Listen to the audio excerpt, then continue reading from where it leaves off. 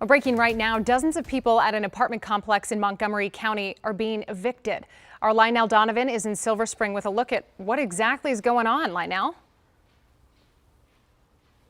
Good afternoon, Simone. Well, earlier today, we watched Montgomery County Sheriff's deputies clean out units at the Enclave Apartment complex. And what those workers found, they brought out here and left on the side of the street. And dozens of families who were behind on their rent lived in this complex, including families that were placed at Enclave by various immigration resettlement agencies.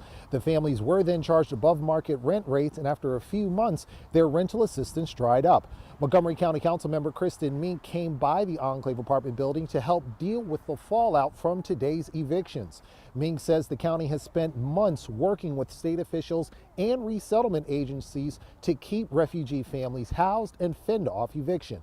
However, Mink worries that what we saw today could play out for other newly arrived immigrants, especially if resettlement agencies lose federal funding under the new Trump administration policies.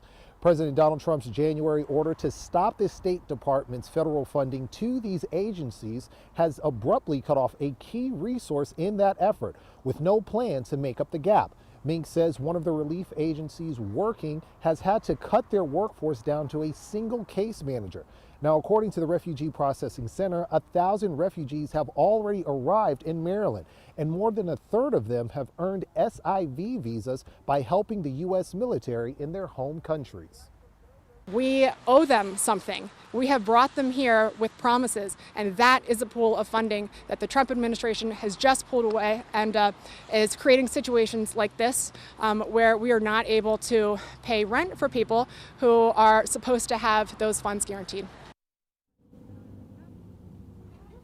Now, Mink says right now, county government is still trying to keep up with all of the changes coming out of D.C. and is looking into things such as putting together fundraising events or volunteer case manager opportunities. But she's also calling on everyone to reach out to their representatives to let them know that funding for immigrant resettlement is necessary. Live in Silver Spring, Lionel Donovan, WUSA 9. You know, Lionel, on an emotional level, seeing the kids' toys thrown out, piled up in the rain, in the cold today. These are people's belongings. These are people's lives.